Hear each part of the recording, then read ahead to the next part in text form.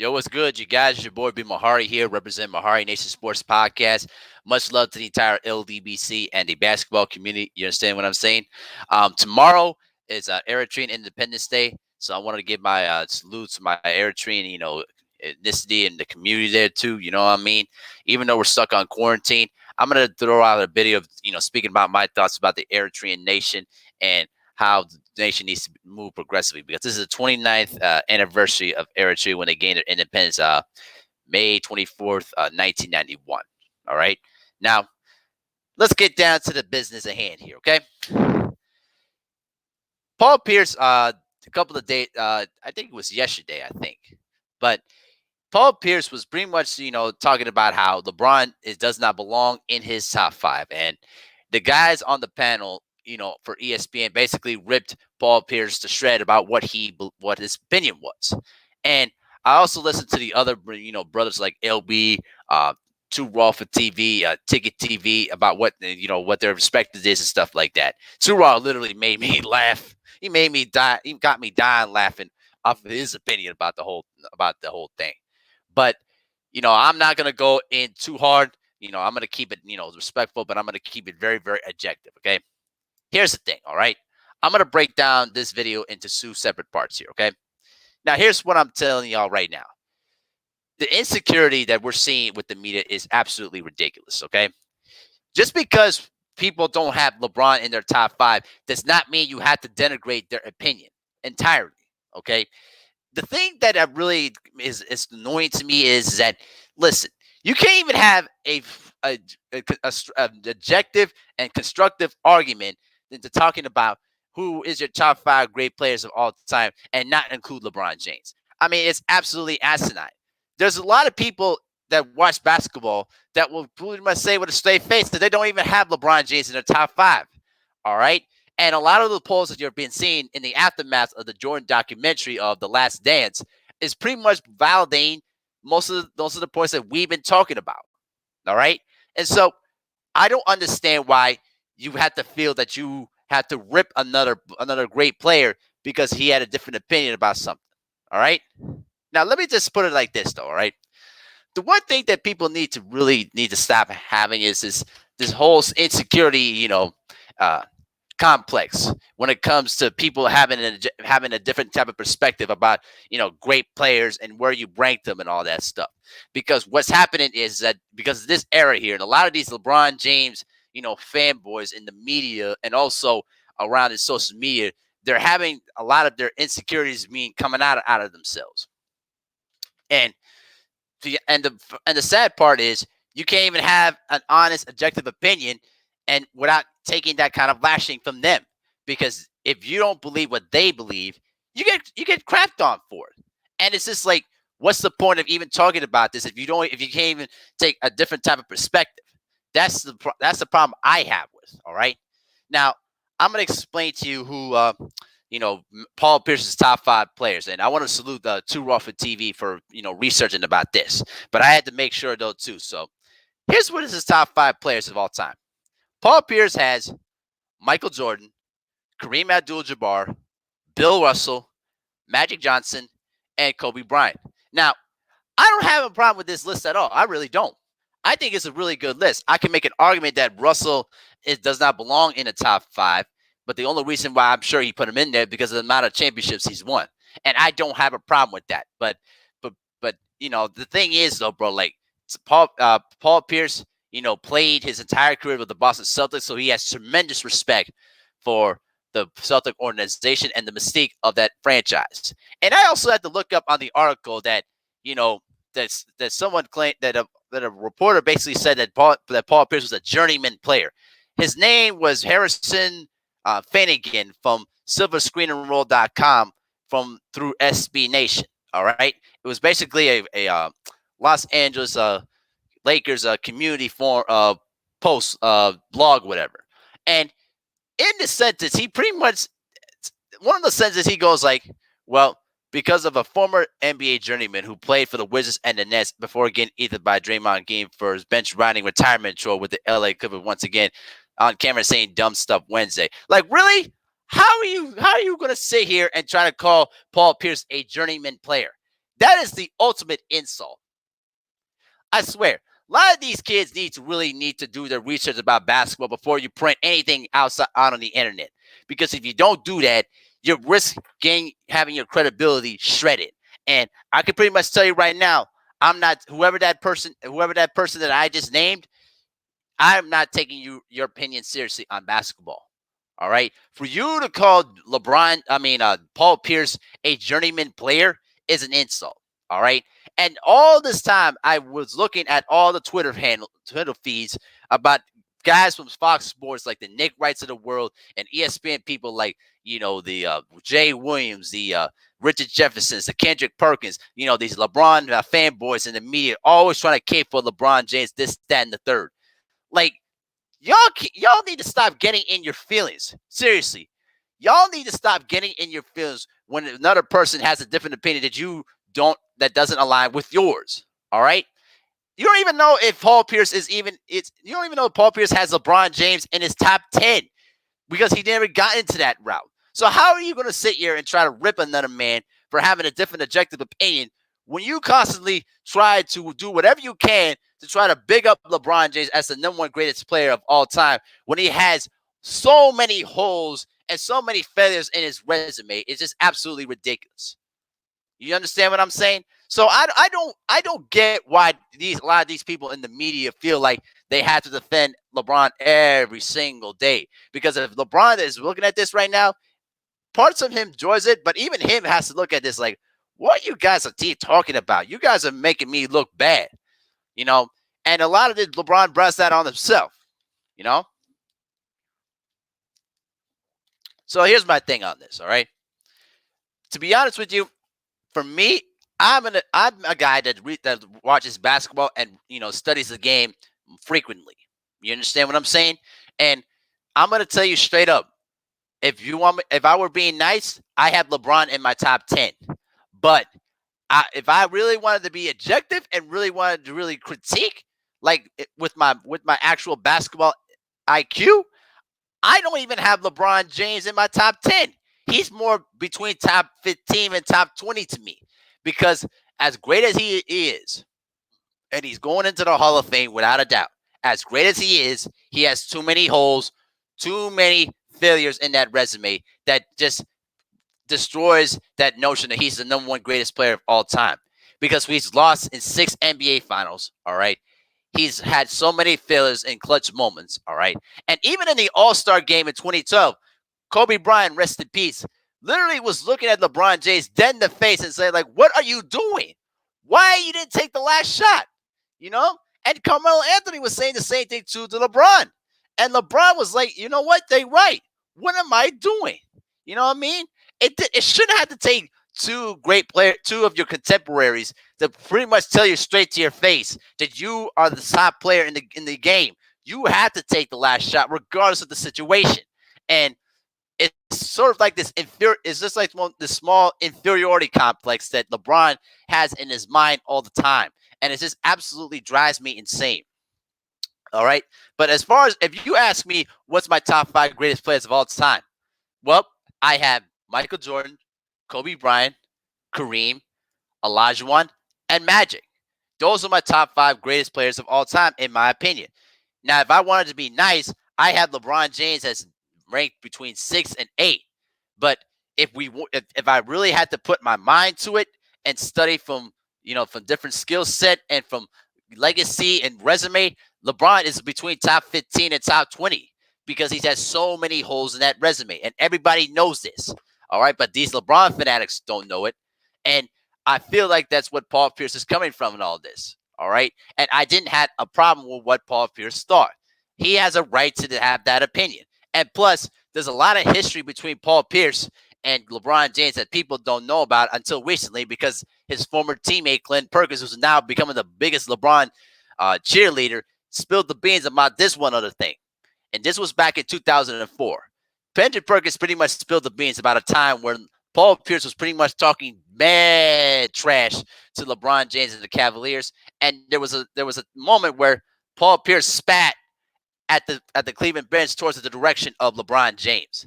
Now, that really right there, man, is really how this kind of beef between Pierce and LeBron James, kind of manifested itself. And I had no idea about this. But Kendrick Perkins put the beans out there, and then Paul Pierce had to come out and confirm about the story.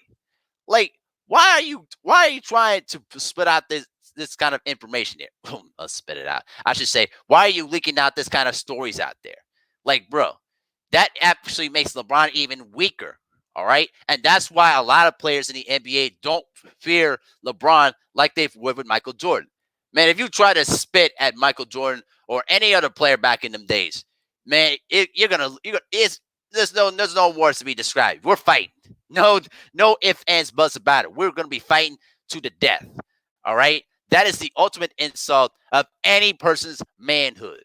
All right. And the fact that LeBron James did not fight back, or what I've heard is that he tried to get into the locker room but let people restrain him. Forget about it. When that moment happened, you get out on the court and you go out there and you fight Paul Pierce. Take the fine, take the suspension, and keep moving. That's exactly what you do. All right. So I'm really just disgusted about why Kendrick Perkins would have any benefit of spilling out that secret. You know what I mean? Because all that does is makes LeBron James' reputation even look worse. All right. You know what I mean? And so to really think about the rivalry between Paul Pierce and LeBron James, I look at it in terms of how Michael Jordan and Isaiah Thomas were during those days. Okay. Now, there was a time in the mid 2000s, in the mid and the late 2000s. Okay, the Eastern Conference powerhouses were beginning to shift. The Detroit Pistons were entering, the downside. You know what I mean? That their run was slowly coming to an end. And LeBron James literally was carrying the Cleveland Cavaliers on his back to their first NBA Finals. All right, from the performance he put up in Game 5 and in Game 6. All right, the NBA was literally prepping for the inevitable fantasy NBA Finals matchup between LeBron James and Kobe Bryant. That's what the league was advertising for, and I remember this because I used to see commercials left and right on that matchup between Kobe and LeBron. And when it would the games on Christmas, they always put the Cavaliers versus the Lakers on Christmas to prep up for the anticipation. The team that got into the way of the NBA's plans were Pierce, Garnett, Allen, and the Celtics. All right. Paul Pierce used to give it to LeBron James during the playoffs. Just watch the Game 7 of the 2008 NBA playoffs when Paul Pierce dropped 41 points on LeBron James. You know what I mean? LeBron always ran into the Celtics, and he could never get past them. Almost in the equivalence of how Michael Jordan was dealing with the bad boy Pistons. Because you got to remember, in '89, the NBA was prepping for a possible matchup between Magic and Michael during the '89 playoffs, and unfortunately, the Pistons got in the way because the Pistons were just a vastly superior team than the Bulls at that time. Same thing in 1990. The NBA was prepping for a possible matchup between Drexler and Jordan, the matchup that we saw 2 years later in '92. But it was maybe a better matchup in 1990. But again, the Pistons got in the way of that. But the big difference is this: Jordan didn't left like LeBron did to a different team. Michael stuck it out and made it work and won their first championship by sweeping the bad boys. All right. And for LeBron James, in 2010, he plays very subpar. That Game 5, he was just passive aggressive. And I don't really care about, the whole Delonte West, LeBron James dynamic that was going on. I do agree that it really played into his head.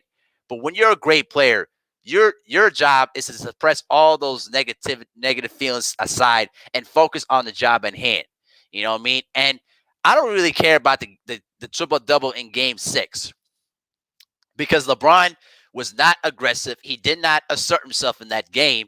And pretty much the Celtics knew how to play mind games with LeBron James. And it must have frustrated LeBron to a certain extent because he was getting injured closer and closer to getting to the finals to meet Kobe, and the Celtics always got in the way. In 2009, don't forget, they were the best team in the Eastern Conference that year with 60 victories? Hang on 1 second. I got to research about this real quick about the '08-'09 Cavaliers. Okay. So let's take a look at this. The Cleveland Cavaliers of the 08-09 season. All right. That team in 08-09, that team finished with finished basically with 66 regular season victories, which surpassed the 57 victories of 88-89 and 91-92. All right. That team in the 08-09 season was the best team in the NBA that year. They finished fourth in the NBA in offensive efficiency and third in defensive rating.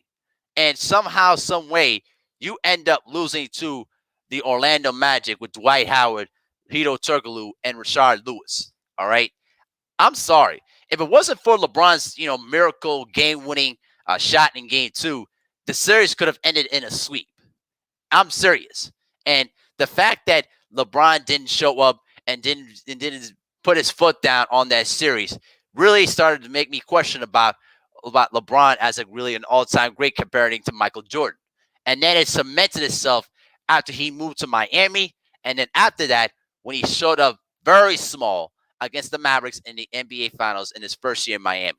Because there's no excuse of how he performed. Four straight fourth quarters of 4 points or less. All right. And you're supposed to be the best player in the world, and you show up really small in the biggest stage in the NBA. I'm sorry, man. I'm sorry. From that point forward, I just finally said, you know what? Doesn't have it. And that's what it's been to this day. All right. Even after he won, his two rings in Miami and the one in Cleveland. Listen, I get tired when people tell me, "Well, LeBron's so mental straight by coming back to Cleveland." No, he didn't. No, he didn't. Listen, Dan Gilbert wrote that, you know, horrible letter to LeBron James, basically insulting the man's integrity. All right, he should have never came back to Cleveland. All right, he should have put his foot down and basically gave Dan Gilbert the middle finger and left. That's what he should have done. You know what I mean? And the one thing that I get frustrated with Nick Wright, and this is another thing that really frustrates too. When Nick Wright heard about what Paul Pierce said, Nick Wright had the audacity beating my say, "Oh, Paul Pierce is winning his feelings because LeBron James shot 45 points." Why do you care? What do you care about? All right? If you decide to debate me or anybody else that know their basketball, you'd be ripped to shreds and you probably would get your feelings hurt. That's what would happen. You understand what I'm saying? And so at the end of the day, Paul Pierce and LeBron James have always had their animosity with each other, and they still do to this day. That's why you never see LeBron James even try to shake hands or even talk with Paul Pierce, because he remembers all those times when the Celtics were giving him the business, and somehow Paul Pierce has always been the kryptonite to LeBron James. That's always been that way throughout his entire career. You understand what I'm saying? So that's how I feel about it. But this whole notion that, oh my God, LeBron is not even in Paul Pierce's top five. Why isn't this concern to you? All right, a lot of these people that have seen the Last Dance documentary are now starting to being convinced that LeBron is not top five, is not in the Jordan and Kobe category. That's just the fact of the matter. All right. Les Ticket has always said many times, and I've said this too to people outside of the of my channel. There are levels to greatness.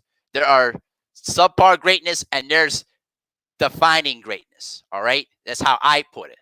Michael Jordan and Kobe Bryant belong in an upper echelon, while LeBron James, unfortunately, is down below that level. Because again, LeBron is basically a passive aggressive type of player that is not willing to step up in those big moments. All right. And the fact that he had to be convinced by his other contemporaries to step up in big moments really illustrates to me how passive aggressive he's been throughout his entire career. And I know there's going to be a lot of LeBron James fanatics that are going to be like, "Oh, you don't know what you're talking about. LeBron's the number one greatest player of all time." I don't really care.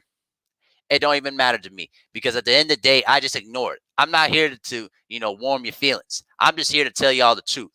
And Paul Pierce doesn't care about LeBron's feelings anyway, because he didn't care about the time when he spat at the bench in front of LeBron's direction. So that just goes to show you right there how deep that rivalry is. But I hope that this video breaks down both of those elements. But the fact of the matter is, if you don't have an open mind, and if you don't do your own research and see the games when they actually happen, you get lagged into a false sense of security by these guys in the media that will tell you a false narrative that's not even true. And so you have to be careful with that. That's why I don't even bother watching ESPN. I don't watch Undisputed. I don't even bother watching them because the thing is, I know my share of basketball. I don't need them to tell me what I should think and how I should feel about certain stuff in basketball because I know much more than they do. So that's just my 2 cents about the whole thing, though, guys. So let me know what you guys think in the comments section. Do you agree with Paul Pierce's assessment? And do you agree that these LeBron James fanatics are going way overboard about this? But let me know what you guys think in the comment section. Peace.